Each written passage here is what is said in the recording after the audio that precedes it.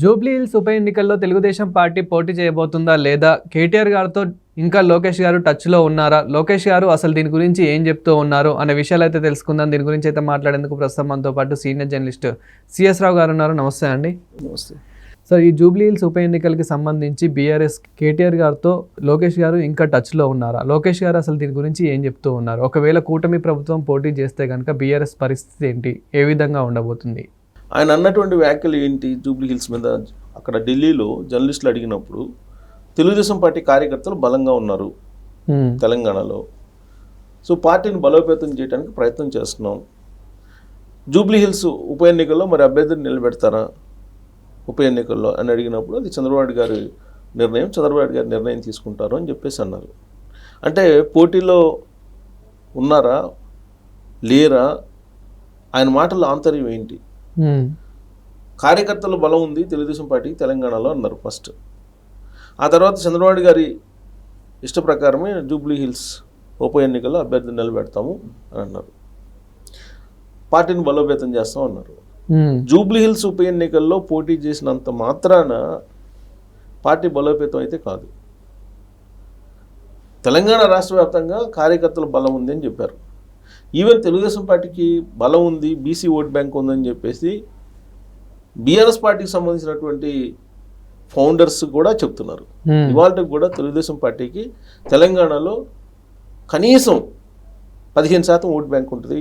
Telugu Desam party కనుక వస్తే కరెక్ట్గా పనిచేస్తే అసలు కింగ్ మేకర్ అయ్యే అవకాశం ఉందని కూడా నా ఇంటర్వ్యూలో TRS party one of the founder Prakash గారు చెప్పిన మాట.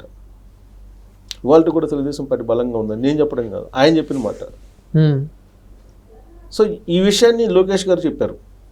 కాకపోతే పార్టీ బలోపేతం కావాలని అంటే స్థానిక సంస్థల ఎన్నికల నుంచి బహుశా నేను అనుకోవటం తెలుగుదేశం పార్టీ రంగంలో దిగే అవకాశాలు ఉన్నాయి అని చెప్పి అనుకుంటున్నా. సార్, రంగంలోకి దిగితే అంటే కూటమి లాగానే పోటీ చేస్తుందా లేదంటే సపరేట్గా పోటీ చేస్తుందా? ఖచ్చితంగా కూటమి వస్తుందని చెప్పారుగా. అక్కడ ఆంధ్రప్రదేశ్లో కూటమి ప్రభుత్వం ఉంది, తెలంగాణలో కూడా కూటమి పార్టీలే ఇక్కడ పోటీ చేసే అవకాశం ఉంది. సరే, ఈ కూటమిలో నుంచి తెలుగుదేశం పార్టీ పర్సన్ నిలబడతారా లేదంటే బీజేపీ నుంచి నిలబడతారా అనుకోవచ్చా? కూటమి అంటే బీజేపీ, తెలుగుదేశం పార్టీ, జనసేన. అవును, ఈ 3 పార్టీలు సీట్ల షేరింగ్ చేసుకుంటాయి. ఆంధ్రప్రదేశ్లో ఏ విధంగా అయితే సీట్ల షేరింగ్ చేసుకున్నాయో అదే తరహాలో సీట్ల షేరింగ్ చేసుకుంటాయి. ఆంధ్రప్రదేశ్లో సీట్ల షేరింగ్ ఎలా చేసుకున్నారు? బలంగా ఉంది తెలుగుదేశం పార్టీ, ఆ తర్వాత బలంగా ఉన్నటువంటి పార్టీ జనసేన పార్టీ, ఆ తర్వాత ఉన్న పార్టీ బీజేపీ. ఆ ప్రయారిటీ ప్రకారం ఈ సీట్ల షేరింగ్ చేసుకున్నారు.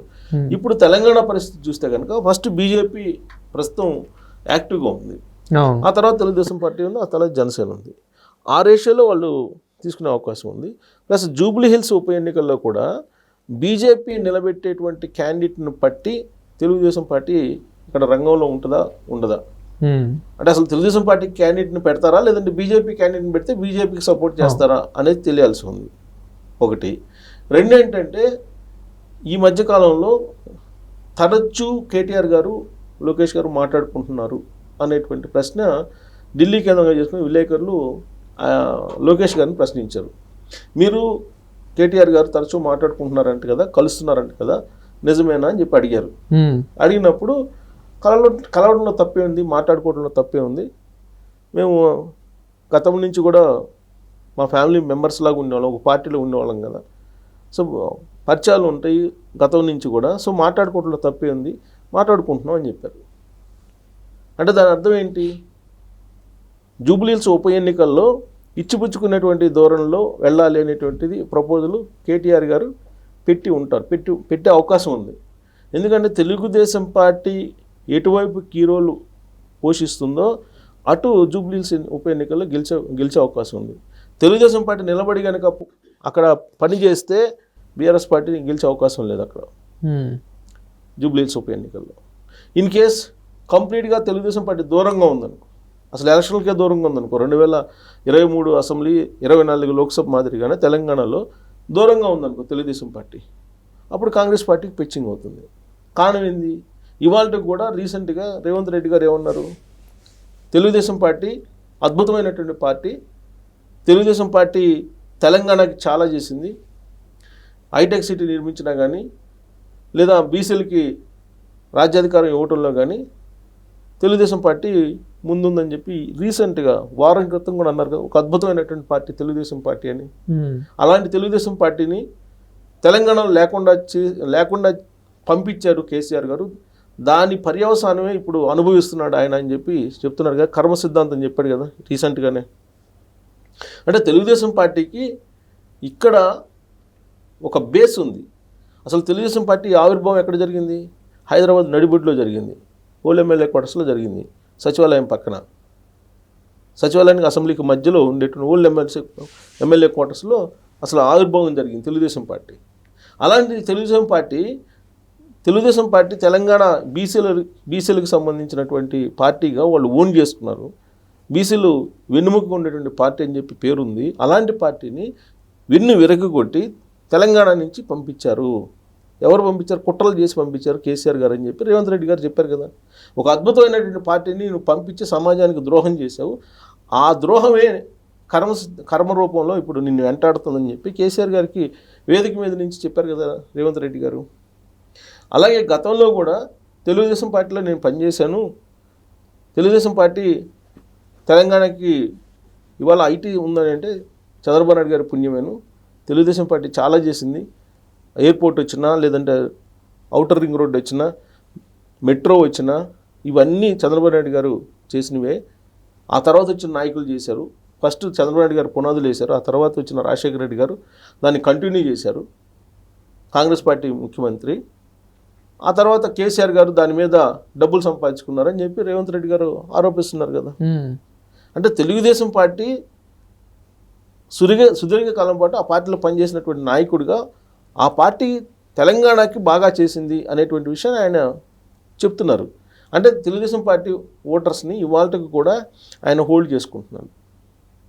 ఏది మాట్లాడినా, ఏ రాజకీయ నాయకుడు మాట్లాడినా ఓట్ల కోసమే కదా. అందులో రేవంత్ రెడ్డి గారు లాంటి మాట చిత్రతో ఉన్నటువంటి నాయకుడు ఖచ్చితంగా ఓట్లను హోల్డ్ చేసుకునేదానికి. అందులో జూబ్లీ హిల్స్ ఉప ఎన్నికలు ఉన్నాయి, నెక్స్ట్ గ్రేటర్ హైదరాబాద్ ఎన్నికలు ఉన్నాయి, ఆ తర్వాత స్థానిక సంస్థల ఎన్నికలు ఉన్నాయి. రేవంత్ రెడ్డి గారికి అంటూ పర్సనల్ ఓట్ బ్యాంక్ ఏదన్నా ఉందని అంటే కాంగ్రెస్ పార్టీ ముఖ్యమంత్రికి, అది తెలుగుదేశం పార్టీ సానుభూతి పరుల ఓట్ బ్యాంకే. మిగతా ఓట్ బ్యాంక్ అంతా కాంగ్రెస్ పార్టీ అనాదిగా వస్తున్నటువంటి vote bank. Congress party vote bank plus Telugu Desam party నుంచి రేవంత్ రెడ్డి గారికి వచ్చినటువంటి vote bank is equal to ముఖ్యమంత్రి 2023 ఎన్నికల్లో రేవంత్ రెడ్డి గారికి. సో ఇవాళకి కూడా అదే హోల్డ్ని నిలుపుకోవాలని ప్రయత్నం చేస్తూ జూబ్లీ హిల్స్లో ఖచ్చితంగా గెలవాలి అనేటువంటిది కాంగ్రెస్ పార్టీ వ్యూహాన్ని రచిస్తూ ఉంది. ఇలాంటి పరిస్థితుల్లో కేటీఆర్ గారు తరచూ లోకేష్ గారికి టచ్లో ఉన్నారు. ఇప్పుడు గతంలో ఎప్పుడు లేని విధంగా కేటీఆర్ గారు లోకేష్ గారితో ఎందుకు టచ్లో ఉంటారు? రాజకీయపరమైన అవసరాలే. ఇది ఎప్పుడో కార్ల్ మార్క్స్ గారు చెప్పారు. ఏం చెప్పారు? మానవ సంబంధాలన్నీ ఆర్థిక సంబంధాలు అని. పొలిటీషియన్స్ విషయానికి వచ్చేటప్పటికి మానవ సంబంధాలన్నీ రాజకీయ సంబంధాలని చూడాలి మనం. సో కాబట్టి రాజకీయ సంబంధాలు, ఆర్థిక సంబంధాలు ఇవే ఉంటాయి. అంతకు మించిన సంబంధాలు ఏముంటాయి? మేమిద్దరం బ్రదర్స్ అన్నా, లేకపోతే ఇంకోటన్నా అంతకు మించిన సంబంధాలు ఉండవు. సో ఇక్కడ జూబ్లీ హిల్స్ ఉప ఎన్నికల్లో బీఆర్ఎస్ పార్టీ ఓడిపోయిందని అంటే ఇక నెక్స్ట్ ఎలక్షన్ మర్చిపోవడమే. ఇప్పటికే లోక్సభ ఎన్నికల్లో 18% ఓటు బ్యాంక్ తోటి పరిమితమైంది ఆ పార్టీ. 18% పరిమితమైన ఓటు బ్యాంక్గా ఆ పార్టీ బలం ఎంత అనేది ఇప్పటికి కూడా తెలియదు. ఇప్పుడు చనిపోయినటువంటి ఎమ్మెల్యే స్థానంలో మళ్ళీ ఆ స్థానాన్ని నిలుపుకోకపోతే ఇప్పటి వరకు బీఆర్ఎస్ పార్టీ ఏం చెప్తుంది? రేవంత్ రెడ్డి ముఖ్యమంత్రిని చేసి తెలంగాణ సమాజం చంపలు వేసుకుంటుంది, లెంపలు వేసుకుంటుంది, తప్పు చేసామని చెప్పి మళ్ళీ కేసీఆర్ గారు ముఖ్యమంత్రి కావాలని చెప్పి అందరూ ఎదురు చూస్తున్నారు, బంగారు తెలంగాణ కోసం అని చెప్తుంది కదా.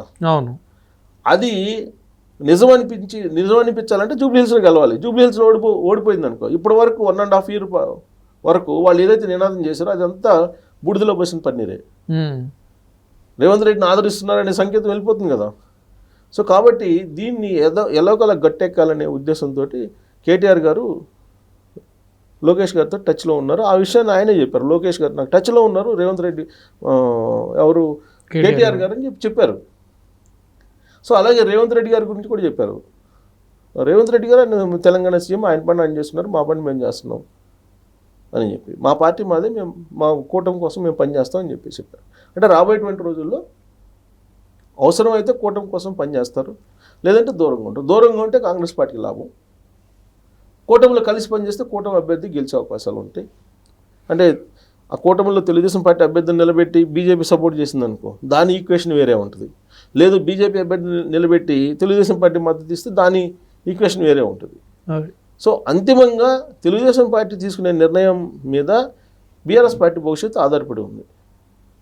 అందుకే కేటీఆర్ గారు తరచూ లోకేష్ గారితో టచ్లో ఉండటం ఇవన్నీ కూడా జరుగుతున్నాయి. ఆ విషయాన్ని కూడా ఆయన చెప్పారు. సో కాబట్టి జూబ్లీ హిల్స్లో తెలుగుదేశం పార్టీ ఎంటర్ అవుతుందా కాదా అనేది కనుక మనం ఒక్కసారి ఆయన అన్న మాటల్లో కనుక ఫైనల్గా ఒక కంక్లూజన్కి వస్తే బహుశా ఉండకపోవచ్చు. బలంగా ఉంది కానీ, బలంగా ఉన్నప్పుడు మేము ఖచ్చితంగా దిగుతాం అంటారు. బలంగా ఉంది కానీ చంద్రబాబు నాయుడు గారు ఇష్టం అని చెప్పేసి అన్నారు అని అంటే స్కిప్ చేసే అవకాశాలు కనిపిస్తున్నాయి అనేది మనం ఒక అభిప్రాయానికి రావచ్చు. Thank you sir.